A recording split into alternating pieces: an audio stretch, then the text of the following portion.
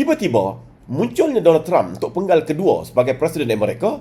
Trump mengumumkan usaha Amerika untuk menakluk, menawan ataupun kita boleh katakan menjajah Greenland untuk menjadi sebahagian daripada wilayah Amerika, menyebabkan kelompok parti-parti politik yang ada di Greenland ini bersatu di antara satu sama lain membentuk kerajaan campuran ataupun United Government yang melibatkan sekurang-kurangnya 4 buah parti yang melibatkan suara sekitar 75% daripada suara penduduk Greenland. Walaupun sebahagian besar mereka mahukan kemerdekaan ataupun kebebasan yang lebih lagi daripada Denmark, tetapi tidak ada di antara mereka yang mahu membenarkan negara mereka merdeka duduk di bawah pentadbiran Amerika.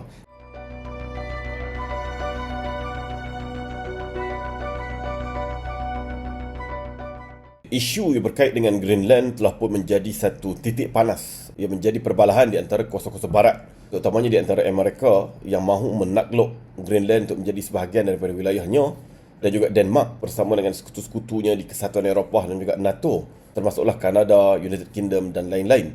Dan perkara itu dibincangkan di Davos, di World Economic Forum, yang mana Perdana Menteri Kanada memulakan satu ucapan yang sangat keras mengkritik Amerika, mendakwa bahawa Amerika telah pun merosakkan ataupun sedang menghancurkan apa yang disebut sebagai tatanan dunia yang telah dimulakan sejak 1945, yang mana dunia yang berasaskan kepada hubungan antarabangsa, undang-undang antarabangsa dan United Nation. Begitu juga dengan Presiden Kanada juga memberikan satu kritikan kepada Amerika, dan ia melibatkan perbalahan di antara kedua-dua pihak, sehinggalah pihak Eropah telah pun menghantar sejumlah tentera mereka sebagai satu isyarat bahawa mereka tidak akan membenarkan sama sekali Amerika untuk menakluk Greenland, dan sebagai sokongan padu kepada Denmark sebagai penguasa kepada Greenland tersebut.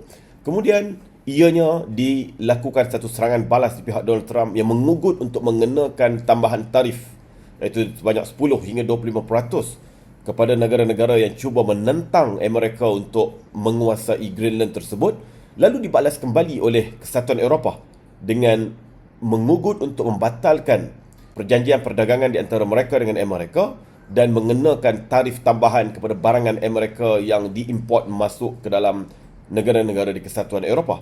Dan ia berlarutan sehinggalah ke Davos bagaimana kita sebutkan tadi, sehingga menyebabkan hubungan di antara kedua pihak ini tegang yang tidak pernah berlaku dalam sejarah sebelum daripada ini. Kerana kita memahami bahawa Amerika dengan negara-negara Eropah itu adalah di satu pihak yang sama, terutamanya sejak 1945 dengan majoriti negara yang ada di situ, yang mana mereka bersatu di bawah NATO sebagai tentera yang melibatkan Pakatan Negara-Negara Barat berdepan dengan negara-negara kiri yang ketuai oleh Soviet Union dalam Perang Dingin, dan mereka juga berada dalam kumpulan G7, terutamanya melibatkan Kanada, Britain, Jerman dan sebagainya dalam blok ekonomi dan pelbagai blok lagi yang melibatkan di antara kedua-dua pihak. Tapi ketika ini berlaku ketegangan. Jadi hari ini kita cuba untuk sedikit membedah dengan sedikit mendalam isu Greenland ini yang melibatkan sejarahnya secara tersendiri, apa kaitannya dengan Amerika dan juga dengan Denmark. Kemudian bagaimana sikap penduduk mereka dan pentadbiran mereka sendiri dengan Denmark, dan kemudiannya kita melihat bagaimana pula apakah yang menjadi sebab kepada Amerika begitu bersungguh-sungguh mahu memiliki Greenland. Kerana apa, kalau kita lihat dari sudut sejarah bahawa apa yang didakwa oleh Donald Trump itu bukanlah satu perkara yang baru. Kerana pada tahun 2019 di penggal pertama menjadi presiden pun Donald Trump telah pun melakukan satu tindakan yang mengeluarkan statement untuk mengambil alih Greenland menjadi sebahagian daripada Amerika, daripada Denmark. Kemudian pada tahun 1953, 1946, tahun 1910 dan lebih awal lagi pada itu pada tahun 1867 pun ada usaha daripada pihak pentadbiran Amerika di bawah presiden ketika itu sama ada nak menakluk ataupun membeli Greenland, iaitu pulau terbesar di dunia itu, daripada Denmark. Kita pergi pula kepada sejarahnya. Denmark mula menjajah Greenland ini adalah pada tahun 1721. Itu pada abad ke-18, awal abad ke-18. Satu tempoh yang begitu lama, sehinggalah berlakunya Perang Dunia Kedua, iaitu pada tahun 1940, Denmark telah pun ditawan oleh tentera Nazi Jerman. Bila Denmark ditawan oleh Jerman di bawah Nazi ketika itu, menyebabkan penguasaannya terhadap tanah jajahannya Greenland itu juga terjejas. Apa yang berlaku? Utusan khas Denmark yang berada di Washington, Amerika pada ketika itu telah pun membuat satu perjanjian dengan Amerika, menjemput Amerika untuk membina pangkalan tenteranya di Greenland dan seterusnya memberi hak kepada Amerika untuk mengawal keamanan Greenland, dan perjanjian itu berjalan hingga ke hari ini. Dan perjanjian itu diperbaharui pada tahun 1946. Dan 1953 bukan sekadar melibatkan Denmark dengan Amerika, tetapi juga melibatkan Pakatan Tentera-Tentera NATO juga, yang menjadikan Amerika mempunyai hak untuk membina pangkalan tentera kekalnya di Greenland sebagai salah satu daripada usaha bukan sekadar memberi perlindungan kepada tanah jajahan Denmark tersebut, tetapi juga sebagai satu strategi mereka ketika mana berdepan dalam Perang Dingin ataupun Cold War di antara blok Soviet Union dengan blok NATO yang dipimpin oleh Amerika. Itu sejarahnya hubungan Amerika dengan Greenland dan juga dengan Denmark, yang ianya kekal sehingga hari ini, yang mana Amerika mempunyai pangkalan tentera secara kekal, baik udara, darat dan juga laut di Greenland sehingga hari ini. Manakala kalau kita lihat di sudut Denmark pula, pada tahun 1953, Denmark mula memberikan hak kepada Greenland untuk tidak lagi sebagai wilayah koloni ataupun wilayah jajahannya, tetapi ia dianggap sebagai satu pulau ataupun wilayah yang merdeka tetapi kekal berada di bawah pentadbiran Denmark. Itu sejarahnya. Tetapi penduduk-penduduk di Greenland itu menuntut kebebasan, kemerdekaan dan sebagainya daripada Denmark, menyebabkan pada tahun 1979 buat kali pertamanya mereka diberikan kebebasan berbentuk autonomi fasa pertama. Kemudian desakan-desakan daripada dalaman dan juga luaran Greenland lagi menyebabkan pada tahun 2009 sekali lagi memberikan apa yang disebut sebagai autonomi fasa kedua, yang mana hak-hak yang lebih luas diberikan kepada penduduk Greenland untuk mentadbir wilayah mereka secara tersendiri. Mereka mempunyai pilihan raya, parlimen sendiri, boleh membuat perundangan dan sistem kehakiman sendiri dalam had-had tertentu, menguruskan sistem pendidikan, kesihatan mereka sendiri, dan antara yang penting ialah menguruskan ekonomi dan juga sumber-sumber bumi mereka dengan tersendiri.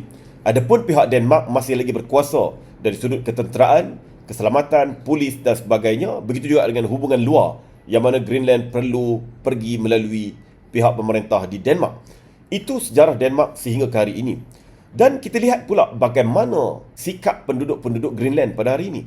Kalau kita lihat penduduk-penduduk Greenland, tidak banyak di kalangan mereka yang berkehendakkan negara mereka kekal secara total di bawah penguasaan Denmark, melainkan sebahagian besar di kalangan mereka mahukan merdeka daripada Denmark, ataupun sebahagian yang lain lagi mahukan kebebasan yang lebih lagi daripada autonomi yang diberikan pada ketika ini, walaupun kekal berada di bawah pemerintahan Denmark. Tetapi pada tahun 2025, pilihan raya diadakan.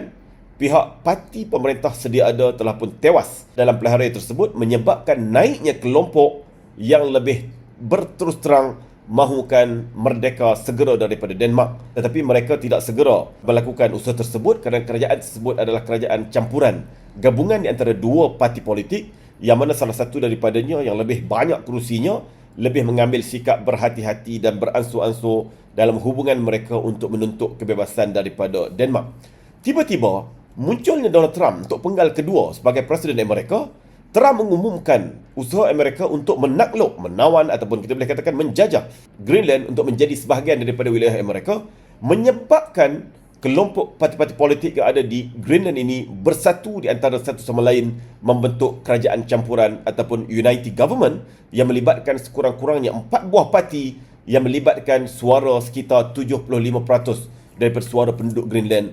Walaupun sebahagian besar mereka mahukan kemerdekaan ataupun kebebasan yang lebih lagi daripada Denmark, tetapi tidak ada di antara mereka yang mahu membenarkan negara mereka merdeka duduk di bawah pentadbiran Amerika. Lalu mereka bersatu sesama mereka, mentadbir negara mereka sehingga hari ini, dan cuba sekerasnya menolak Amerika untuk menguasai wilayah tersebut, walaupun sebahagian besar dari mereka tetap mesra kepada Amerika dari sudut ekonominya dan teknologinya yang mereka perlukan kebebasan dan mereka perlukan bantuan daripada Amerika, tetapi mereka tidak mahu untuk menjadi sebahagian daripada wilayah pentadbiran Amerika. Itu sikap penduduk Greenland tersendiri.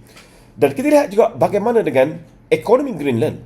Kalau kita lihat di sini, kita sebutkan di awal tadi bagaimana Greenland, walaupun wilayahnya besar, didakwa penuh dengan sumber bumi yang begitu banyak sekali, terutamanya REE ataupun nadir bumi. Begitu juga dengan sumber-sumber bumi lain. Dia dikatakan banyak minyak, emas dan sebagainya. Tetapi sehingga ke hari ini ada 2 perlombongan besar yang sudah pun dimulakan di sana, melibatkan sumber mineral yang kritikal, terutamanya REE, Rare Earth Elements, dan juga yang keduanya adalah berkait dengan uranium. Itu hakikat yang sedang berlaku pada ketika ini. Tetapi walaupun dalam keadaan mereka mempunyai sumber bumi yang begitu banyak sedemikian rupa, tetaplah Greenland bergantung kepada subsidi tahunan yang diberikan oleh kerajaan Denmark, iaitu sebanyak 600 hingga 800 juta dolar setahun. Itu diberikan kepada mereka dalam keadaan penduduk mereka dikatakan tidak sampai 100,000 pun.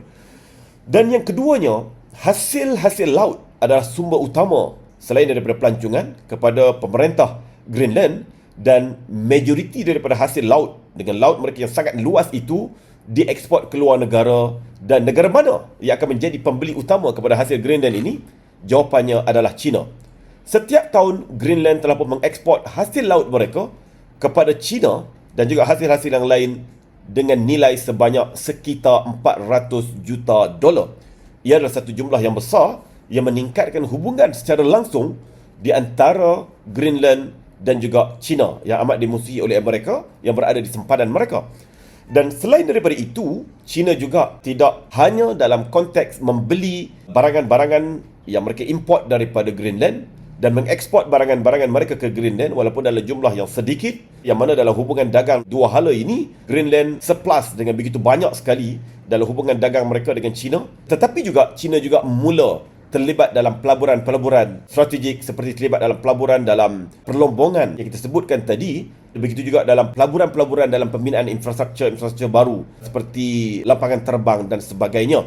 Tetapi disebabkan era Donald Trump yang memberikan tekanan yang begitu kuat kepada Greenland dan juga kepada Denmark secara langsung, menyebabkan pelaburan-pelaburan China di Greenland ini terjejas dan nilainya sebenarnya tidak membawa keuntungan yang begitu banyak sebagaimana yang sepatutnya. Ini menyebabkan China sebahagiannya menarik diri dan sebahagiannya menjual kepentingan mereka dalam perlombongan itu kepada syarikat-syarikat daripada Eropah, dan sebahagiannya bekerjasama dengan syarikat-syarikat yang mesra mereka, termasuklah daripada Australia, dalam usaha mereka untuk cari gali hasil bumi yang ada di situ. Itu cerita dia. Kemudian kita pergi pula kepada Amerika. Kenapa Amerika begitu bersungguh-sungguh hendak menakluk, memiliki, menguasai Greenland? Ada tiga perkara sebenarnya yang menjadi kepentingan kepada Amerika. Pertamanya di sudut geostrategik, yang keduanya di sudut sumber bumi ataupun sumber mineral critical yang begitu banyak di Greenland tersebut, dan yang ketiganya sebagai satu laluan dagang baru kepada dunia secara keseluruhannya. Kita pergi yang pertama dahulu. Kita ketahui bahawa yang pertamanya Amerika ada di sana, pangkalan tenteranya secara kekal. Dia ada radar sistem, dan Greenland menjadi satu wilayah ataupun kepulauan yang menjadi sempadan di antara blok Amerika dengan blok Rusia. Dan dengan kedudukan Greenland tersebut sebagai wilayah sempadan, kepulauan yang sangat besar, maka ia dianggap sebagai satu benteng awal kepada Amerika dalam berdepan dengan permusuhan mereka dengan Rusia. Jika sebarang hypersonic missile sebagai contohnya ditembak daripada Rusia ataupun daripada kutub utara, maka sistem amaran awal itu akan dapat detect lebih awal di Greenland sebelum ia sampai kepada Amerika. Kerana kedudukan Greenland yang sangat besar dan juga tidak jauh daripada Rusia, bagaikan pertengahan di antara Rusia dengan Amerika, maka kedudukan yang sangat strategik itu perlu dipertahankan kerana ia adalah untuk kepentingan keselamatan Amerika. Dan selain daripada itu, kalau kita lihat kedudukan Greenland ini juga berada di perbatasan laut di antara kedua-dua blok, yang mana kita boleh sebut di sudut itu ada satu laluan disebut sebagai GIUK ataupun GIUK, iaitu Greenland, Iceland dan juga United Kingdom. Yang mana kedudukan di tengah-tengah ini adalah kedudukan laluan sempit yang sangat strategik, yang mana ia menjadi laluan yang menjadi pintu masuk kepada kapal-kapal selam daripada Rusia untuk masuk ke Laut Atlantik. Maknanya penguasaan mereka terhadap UK yang sudah pun berada dalam radar Amerika, begitu juga dengan Iceland dan seterusnya adalah Greenland, maka ia adalah satu penguasaan yang total kepada mereka untuk mengawal pintu masuk daripada kutub utara, daripada blok Rusia untuk masuk menuju ke Laut Atlantik. Maknanya di sini mereka ada kuasa untuk blok mana-mana kapal selam Rusia daripada masuk daripada kawasan utara ke Laut Atlantik. Menunjukkan dari sudut geostrategiknya, Greenland sangat-sangat penting kepada Amerika dan juga sekutu-sekutunya. Disebabkan itulah Amerika bermati-matian menggunakan hujah keselamatan untuk menguasai Greenland secara sepenuhnya, supaya ia tidak menjadi pintu masuk kepada mana-mana musuhnya, sama ada Rusia ataupun China, walaupun secara dagangnya menguasai laluan terpenting tersebut. Itu yang pertama. Yang keduanya dari sudut sumber mineral yang kritikal. Kita mengetahui bahawa dunia ketika ini sedang berebut dengan sumber nadir bumi terutamanya REE, yang mana walaupun sumber itu datang daripada pelbagai negara di dunia ini, tetapi pemprosesannya sekitar 90% dikuasai oleh China. Maka Donald Trump perlukan REE ini dikuasai oleh Amerika. Jadi salah satu daripada sumber yang paling penting dan simpanannya yang begitu banyak terletak di Greenland perlu dikuasai oleh Amerika terlebih dahulu sebelum ianya dikuasai oleh mana-mana kuasa lain. Begitu jugalah dengan uranium yang kita sebutkan tadi, walaupun ianya ada sedikit kerencatan bila mana pihak pentadbiran penguasa wilayah autonomi Greenland telah pun membuat satu peraturan baru yang mana sejak tahun 2021 untuk melarang sebarang perlombongan sumber-sumber mineral yang menyebabkan ianya memberi kesan kepada radioaktif. Itu penguasa Greenland sendiri membuat peraturan tersebut. Tetapi hakikat bahawa di bawah perut bumi Greenland itu terdapat sumber mineral yang begitu banyak adalah satu perkara yang boleh disahkan yang menjadi rebutan kepada pihak Amerika untuk menguasainya. Yang ketiganya adalah dari sudut New Trade Road. Kita mengetahui bahawa daripada Greenland bawa ke atas adalah kawasan Kutub Utara ataupun selalu disebut sebagai Arctic, yang mana kawasan ini adalah kawasan beku yang mana tidak boleh untuk tempoh yang begitu lama kapal-kapal melaluinya. Dan itu jugalah halangan daripada Rusia selama ini bila mana mereka tidak mempunyai laluan laut yang lebih, kita katakan laut yang panas yang boleh dilalui oleh kapal-kapal mereka kerana tersekat di kawasan Kutub Utara tersebut.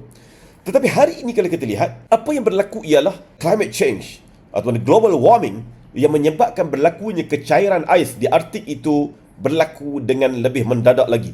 Walaupun ianya dinafikan oleh Donald Trump yang tidak mahu menyertai Paris Agreement, yang tidak mahu memperjuangkan apa-apa yang berkait dengan penjagaan alam sekitar, tetapi dia juga secara tak langsung terpaksa mengakui bahawa laluan Arktik tersebut semakin mencair, menyebabkan kapal-kapal menggunakan teknologi baru lebih mudah untuk melintasi laluan tersebut. Maka ia akan memendekkan perjalanan daripada negara-negara Eropah Barat terutamanya dan juga daripada Amerika menuju ke Asia Timur, ke China, Jepun, Korea dan sebagainya, kerana mereka tidak perlu lagi melalui Laut Atlantik dan juga ataupun Laut Pasifik untuk menuju ke kawasan tersebut, menyebabkan laluan perdagangan mereka menuju ke China, Korea dan juga Jepun menjadi lebih singkat. Maka ia adalah laluan yang sangat penting dan Greenland berada di pertengahan kawasan tersebut. Yang keduanya, laluan menuju kepada utara daripada Greenland menuju kepada Kanada dan seterusnya masuk ke Laut Pasifik juga memendekkan perjalanan mereka yang selama ini terpaksa melalui Panama Canal sebagai satu laluan yang dibina oleh Amerika untuk tembus ke Laut Pasifik. Jadi dari sudut laluan perdagangan juga, Greenland ini menjadi satu lokasi yang sangat penting yang menjadi pintu keluar dan masuk sama ada ke Laut Atlantik ataupun ke Laut Pasifik yang memendekkan perjalanan ke Asia, terutamanya ke Asia Timur, yang menjadi medan perdagangan baru kepada kuasa-kuasa dunia pada hari ini. Itu di antara perkara penting yang Amerika sangat-sangat mahu menguasai Greenland. Tetapi cara Amerika yang cuba untuk melanggar perundangan antarabangsa yang jelas-jelas, secara perundangan antarabangsanya Greenland itu berada di bawah kekuasaan Denmark pada hari ini, menyebabkan berlaku pertentangan di antara mereka, perbalahan secara terbuka berlaku di Davos di antara Presiden Macron, Perdana Menteri Kanada dengan Donald Trump, serang balas di antara mereka sehingga menyebabkan di antara kuasa-kuasa barat ini memulakan hubungan baru, tingkat baru dengan musuh Amerika iaitu China. Kalau kita lihat Kanada pada minggu lepas telah mengadakan lawatan ke China dan memulakan hubungan dagang baru. Sedangkan dahulunya Kanada ini adalah musuh ketat kepada China dan sekutu rapat kepada Amerika. Hari ini Perdana Menteri Kanada sendiri menyeru kepada negara-negara di dunia, terutamanya middle power, untuk bersatu menentang tindakan Amerika yang melanggar undang-undang antarabangsa tersebut. Manakala pada minggu ini pula Perdana Menteri United Kingdom, Britain, juga akan mengadakan lawatan ke China. Sedangkan Britain juga terkenal antara negara barat yang sangat tidak mesra kepada China, tetapi ketika ini memulakan satu hubungan baru. Jadi sebenarnya dunia sedang menuju ke mana? Sekutu-sekutu Amerika mula menunjukkan sikap mereka secara terang-terangan tidak senang dengan tindakan Donald Trump dan Amerika, dan mereka pula memulakan hubungan baru dengan musuh-musuh Amerika, dan perbalahan di antara mereka menjadi semakin terbuka. Walaupun ada masanya ianya berada pada tahap yang panas, ada masanya ianya sedikit sejuk. Walaupun Trump telah mengumumkan bahawa tidak akan mengambil alih Greenland menggunakan ketenteraan, tetapi ia tetap menunjukkan dunia berada di persimpangan. Kita akan bincang tajuk ini di siri yang kedua nanti.